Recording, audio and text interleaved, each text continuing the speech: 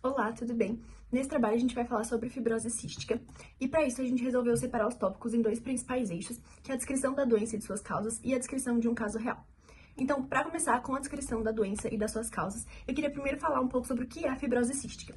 A fibrose cística ela nada mais é do que uma doença genética crônica que afeta principalmente as secreções que são produzidas pelo corpo, o que torna elas mais espessas do que o normal. Isso prejudica órgãos do sistema respiratório e do sistema digestório, o que causa inúmeras complicações ao longo da vida. Falando um pouco sobre os sintomas, eu separei em três principais tópicos. Falando sobre os primeiros, que são os sintomas pulmonares. A fibrose cística, ela causa tosse persistente, chiado no peito, falta de ar, infecções pulmonares constantes e frequentes, sinusite crônica e formação de pólipos nasais.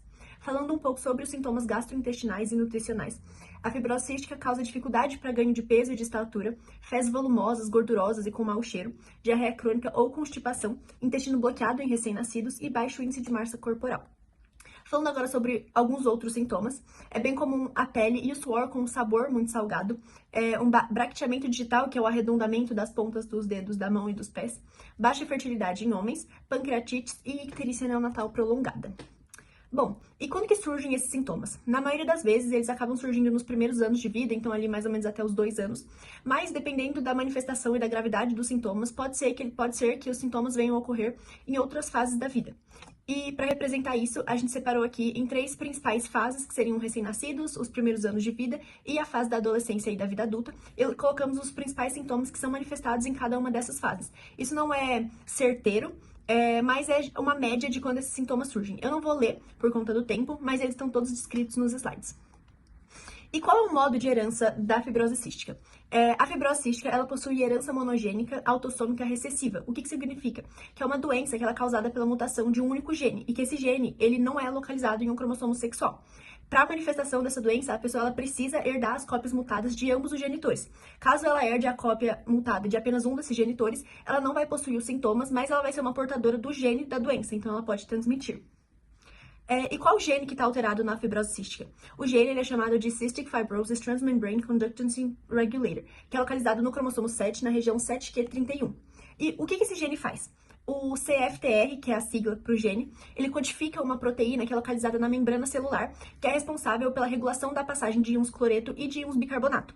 Só que quando essa proteína não funciona, o muco que é produzido pelas glândulas exócrinas, ele fica muito espesso, o que afeta pulmões, pâncreas, intestino, fígado e os sistemas que eu falei no início da apresentação. Oi, tudo bem? Meu nome é Ana Celeste e eu vou falar sobre as variantes genéticas que estão associadas à fibrose cística. Eu queria falar antes que a fibrose cística ela tem uma ampla variabilidade clínica, porque existem mais de 2.000 variantes identificadas no gene SFTR que afetam a função dessa proteína. As variantes elas podem envolver, então, mutações de sentido trocado, então deleções e inserções na sequência de DNA, ou sem sentido, que vão acabar fazendo uma terminação antecipada da tradução. Mas não há nenhuma relação fixa entre essas mutações e manifestações da doença, de modo que os testes clínicos, isto é, verificar a função do órgão, é o melhor guia para o prognóstico em vez da genotipagem. As variantes, como elas são muitas, elas foram divididas em 6 classes, com base na maneira com que a variante vai afetar a função ou o processamento dessa proteína. Então, pacientes com variantes das classes 1, 2 ou 3, eles vão ter um genótipo muito mais grave, que vai resultar, então, numa pouca ou nenhuma função da proteína SFTR. Já pacientes com variantes nas classes 4, 5 ou 6, elas têm um genótipo mais leve, porque resulta numa função residual da proteína SFTR.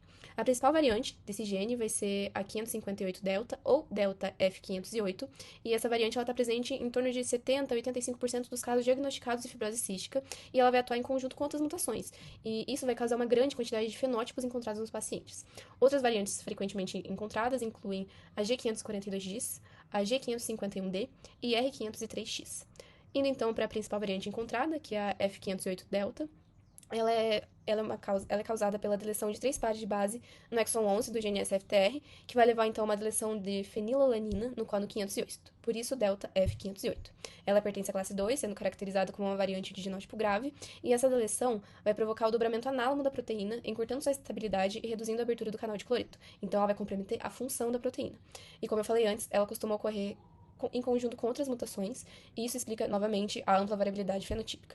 Em relação às outras mutações, nós temos então a GLI542-ter, ou G542X, que vai causar uma alteração de glicina para timina, e é responsável então por uma mutação de parada no códon 542. Ela é a segunda mutação mais comum. A gente tem a GLI551-ASP, que vai ser uma alteração de glicina para adenina, e ela vai ser responsável pela substituição de um ácido aspartico por uma glicina, e ela é um dos grandes causadores da polipose nasal recorrente, e é a terceira mutação mais encontrada. E por último, que eu quis trazer, a ARG503-ter, que é uma alteração de citosina para timina, e vai ser responsável novamente por uma mutação de parada, e é a quarta maior frequente mundialmente. E por último, por que essas variantes então aumentam a predisposição a desenvolvimento da doença? Principalmente porque a gravidade e o início da doença elas vão depender de um conjunto realmente de mutações. Então, muitas pessoas diagnosticadas elas vão ter mais de uma mutação que vai afetar, então, realmente comprometer a função da proteína. Esse comprometimento, principalmente das classes 1, 2 ou 3, elas vão causar quadros mais severos e precoces. Então, pacientes com variantes nessas classes vão ter os sintomas de forma mais precoce e muito mais severa do que as classes 4, 5 e 6. E isso ocorre muito porque cada mutação ela vai afetar de uma forma diferente a proteína. E quanto maior o impacto nessa proteína, maior vai ser a gravidade clínica. E por isso que essas variantes vão aumentar a predisposição, justamente porque elas vão diminuir a quantidade ou a função da CFTR ativa. A paciente descobriu a fibrose cística muito cedo na vida e isso foi ótimo por conta do tratamento que conseguiu ser super eficaz. E ela relata que ela descobriu através de uma obstrução intestinal que ela teve, que é um dos sintomas, e que ela teve que passar por cirurgias, ela teve que ficar internada e a partir daí ela descobriu que tinha fibrose cística. E apesar de obviamente ter sido um momento conturbado, foi muito bom ela ter descoberto cedo a doença e ela diz ser muito grata por isso. Ela também diz que ela é nascida nos anos 90 e que isso é um dos porquês também de dos pontos da história dela. Porque nessa época não existia muita informação, não existia internet, como ela diz. Então, as pessoas se sentiam sozinhas e não tinham muito contato com informações e com outras pessoas que têm a doença também. E tanto que ela diz que ela se sentia muito sozinha e que a única forma que ela tinha de saber sobre outras crianças com a fibrose cística era através da fisioterapeuta dela, que falava sobre casos, enfim, conversava com ela sobre isso. Porque durante a sua infância e adolescência, ela sempre foi muito difícil lidar com a doença, ela sempre escondia, tem relatos de que ela comia escondido para as pessoas não saberem que ela tinha doença, e isso veio muito dos pais dela, que eu vou falar mais adiante. Então ela sempre se sentiu muito sozinha e muito insegura, por conta dos sintomas, enfim, todo o tratamento que ela tinha que fazer. Ela escondeu também, por conta disso, a doença dela por muito tempo. Ela foi aconselhada a isso, então isso criou diversas inseguranças nela, como a cicatriz, que ela diz que ela tem uma cicatriz na barriga e ela já tentou tirar por cirurgias. Hoje em dia ela é super tranquila com isso, ela aprendeu a viver com a doença e aceitar ela do jeito que ela é. Mas na época ela disse que era super difícil e que ela escondia, enfim, tinha insegurança. A história dos cuidadores é vista através do viés da própria paciente. Então ela fala que os pais dela cuidaram dela durante toda a vida e que ela é muito grata.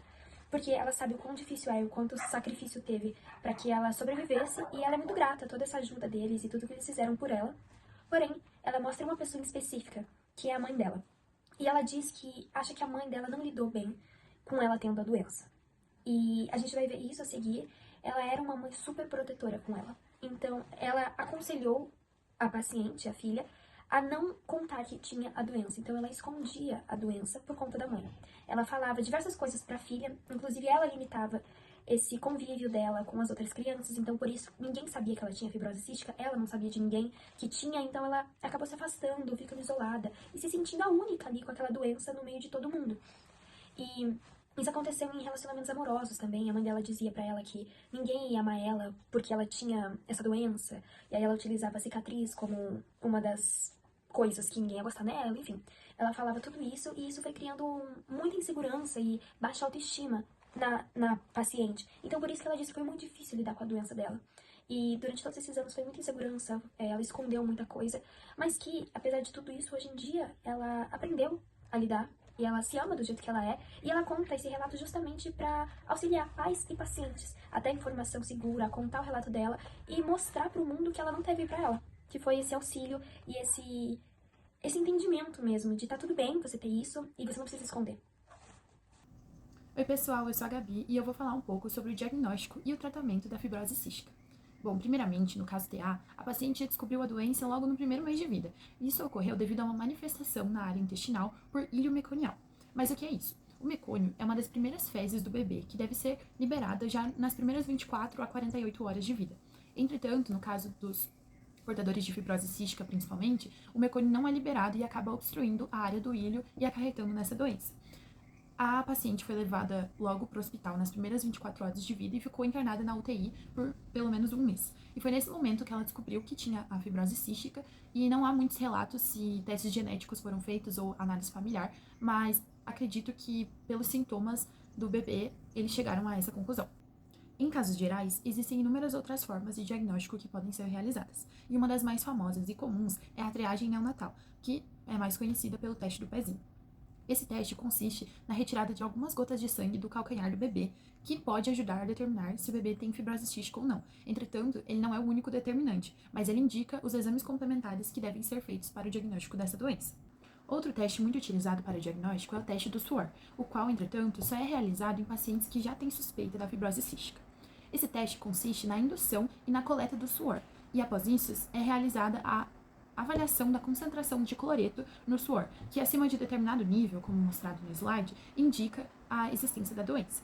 Já o teste genético é uma opção para pessoas que apresentam níveis intermediários de cloreto no suor, ou até mesmo níveis normais.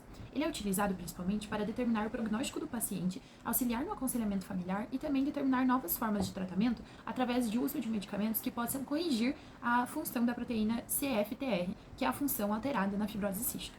Além disso, o teste genético pode ser utilizado em alguns casos no período pré-natal, ou seja, pode determinar se existe a doença antes mesmo do nascimento do bebê.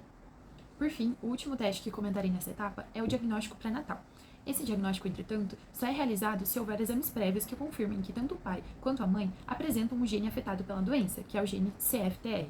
Isso ocorre porque o bebê só pode herdar a doença tanto do pai quanto da mãe. Então, se apenas um dos pais apresentarem o gene afetado, o bebê não terá a doença. Após feita essa análise, é retirada uma amostra do líquido amniótico do útero da mãe para uma posterior análise do bebê e se ele tem o diagnóstico da doença ou não. Bom, partindo agora para a parte do tratamento, primeiramente, no caso TA, a paciente comentou que precisou cuidar da alimentação durante toda a sua vida, ingerindo enzima pancreática para suprir as altas demandas do corpo em relação ao pâncreas.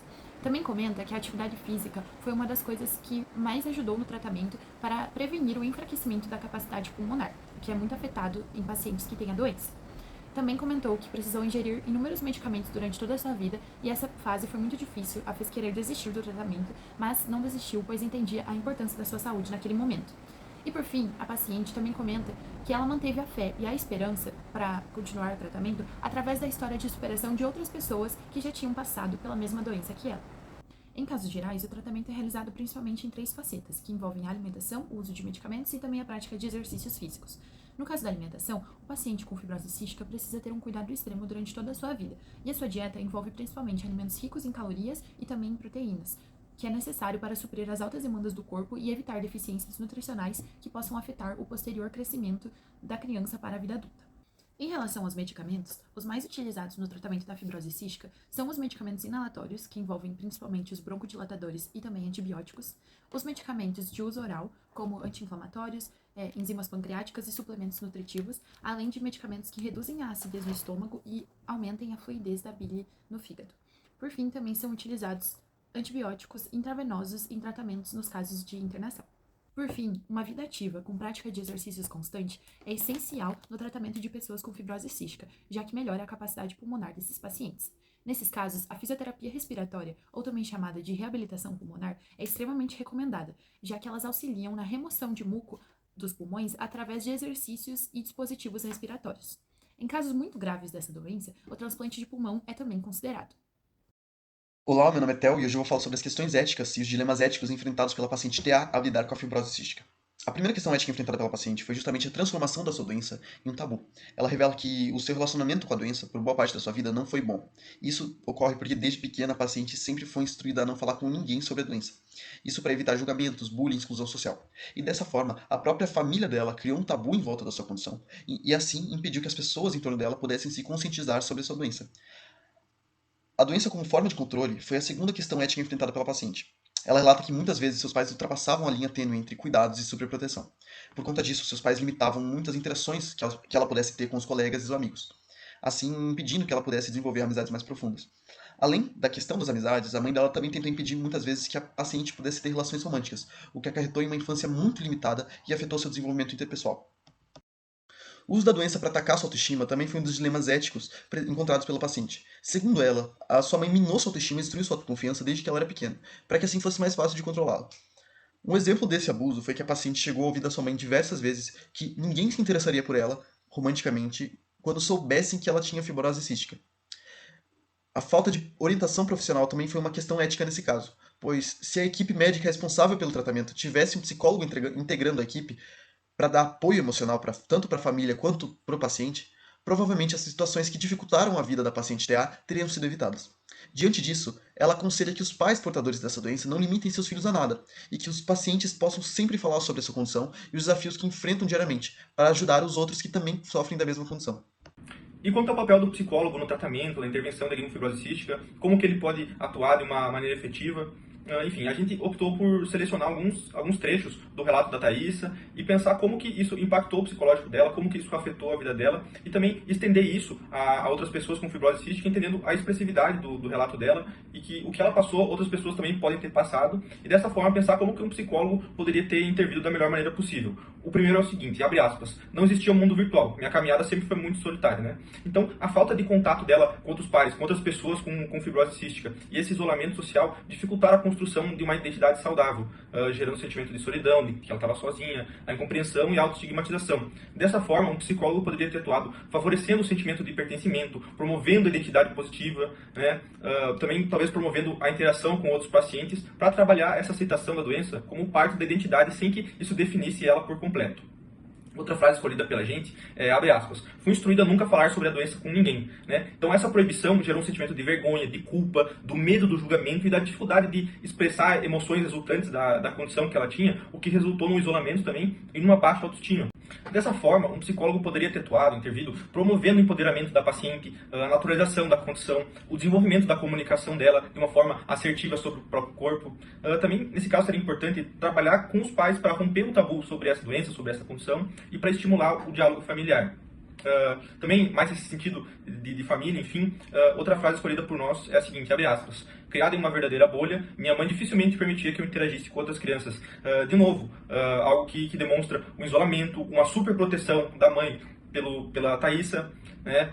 Uma dependência emocional também e um medo dessa autonomia que gerou uma sensação de incapacidade na Thaísa que está relatando para a gente. Dessa forma, o psicólogo poderia ter atuado auxiliando a família, intervindo junto com a família, para equilibrar o cuidado e a liberdade, estimulando a paciente a também assumir responsabilidades pelo seu tratamento e fortalecer a autoconfiança e a autonomia. Seguindo, outra frase escolhida pela gente é a seguinte, abre aspas, fazia malabarismo para tomar a enzima pancreática sem que percebessem. Tinha horror à praia e tudo que o obrigasse a deixar a barriga de fora. Isso expressa, demonstra uma grande vergonha que a Thaísa tinha pelo próprio corpo e um medo do estigma, refletindo a dificuldade que ela tinha de aceitar as próprias condições físicas e as marcas da doença. Então, o psicólogo poderia ter atuado trabalhando a aceitação, a autoimagem, a elaboração emocional frente ao olhar do outro, promovendo uma valorização da própria identidade da paciente para além da condição clínica. Outra frase escolhida pela gente é, abre aspas, ouvi que ninguém se interessaria por mim, minha mãe minou minha autoestima, né? Então, a relação parental baseada no medo e nas críticas reforçou essa crença de desvalor e sentimentos de rejeição, cada vez mais estabelecendo essa baixa autoestima da paciente e a insegurança afetiva. Então, o psicólogo poderia ter atuado reforçando a autoestima, a autocompaixão e ressignificando o vínculo materno, orientando os pais da melhor forma de lidar com isso, de novo, equilibrando a liberdade e o cuidado com a condição da filha. Outra frase escolhida, abre aspas, enfrentei dificuldades de aceitar a doença e continuar com o tratamento, né? Então isso demonstra uma resistência da Thaísa e uma tentativa dela de recuperar o controle sobre a própria vida, né? Rejeitando o tratamento para de fato que ela assumisse as rédeas da própria vida, mas isso acabou gerando um conflito entre ela e a mãe dela cada vez mais. Então o psicólogo poderia ter atuado promovendo uma adesão consciente da paciente ao tratamento, reforçando a sua autonomia e o seu protagonismo, mesmo, né, continuando com a medicação. Então poderia ter também ajudado a família a compreender essa resistência como uma expressão de sofrimento e não de rebeldia da Thaísa.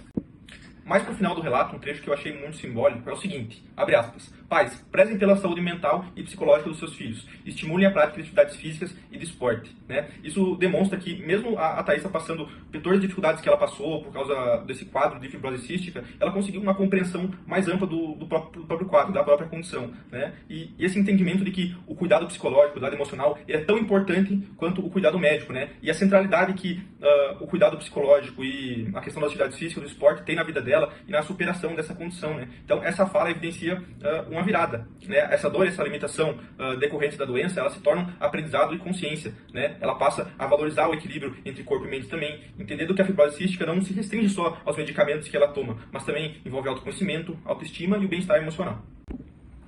Para fechar, então, o conhecimento genético na atuação do psicólogo. Então, como o que a gente estudou durante esse semestre pode auxiliar na nossa atuação profissional futuramente? Primeiramente, na compreensão ampliada do diagnóstico. Então, vai permitir ao psicólogo acolher o impacto emocional e também orientar com a base científica adequada. Também pode auxiliar na redução da culpa parental. Então, explicar a natureza hereditária corretamente de diversas doenças, nesse caso a fibrose cística, pode ajudar a desfazer a ideia de culpa genética e aliviar esse sentimento de culpa. No caso estudado, o conhecimento genético ele poderia ter ajudado a mãe a compreender de que não havia uma culpa pessoal na transmissão da fibrose cística para a filha. Isso podia acabar por diminuir a superproteção e o silêncio sobre a doença que se demonstrou no caso. Também é muito importante na atuação interdisciplinar, então o psicólogo ele pode atuar em diversos setores, né? E, por exemplo, no caso hospitalar, o conhecimento genético ele vai facilitar a integração com médicos, geneticistas, e também, com esse conhecimento, o psicólogo vai poder traduzir informações técnicas e apoiar decisões familiares da forma adequada. É isso então, pessoal. Obrigado por terem visto o nosso vídeo. Desejo uma boa sorte nas provas que se seguem aí. Bom final de semestre e boas férias a todos.